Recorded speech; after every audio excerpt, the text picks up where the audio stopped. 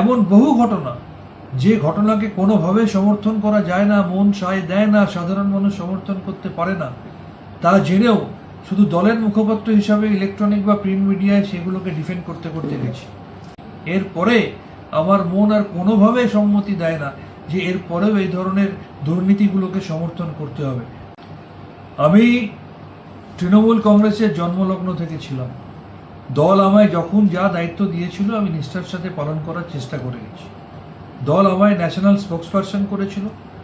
এমন বহু ঘটনা যে ঘটনাকে কোনোভাবে সমর্থন করা যায় না, মন সায় দেয় না, সাধারণ মানুষ সমর্থন করতে পারে না, তা জেনেও শুধু দলের মুখপাত্র হিসাবে ইলেকট্রনিক বা প্রিন্ট মিডিয়ায় সেগুলোকে ডিফেন্ড করতে করতে গেছি।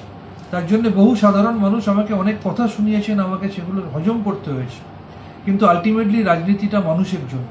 সেই বাংলার মানুষ 2026 সালের 4 মে বিপুল ম্যান্ডেটের মধ্যে দিয়ে যখন বুঝিয়ে দিলেন যে চাকরি চুরি, আরজিকর কাণ্ড, অভয়াকাণ্ড সহ বিভিন্ন ক্ষেত্রে পাহাড় প্রমাণ দুর্নীতির বিরুদ্ধে তারা রায় দিয়েছে, তখন সেই মানুষের রায়কে মাথা পেতে নিয়ে হার স্বীকার করা উচিত।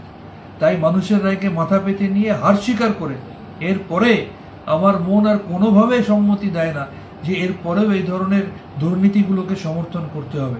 তাই আমি আজকে তৃণমূল কংগ্রেসের সর্বভারতীয় সভানেত্রী তথা এই রাজ্যের প্রাক্তন মুখ্যমন্ত্রী শ্রীমতী মমতা বন্দ্যোপাধ্যায় মহোদয়ের কাছে ন্যাশনাল স্পোক্সপারসনের পদ থেকে আমি ইস্তফাপত্র পাঠালাম।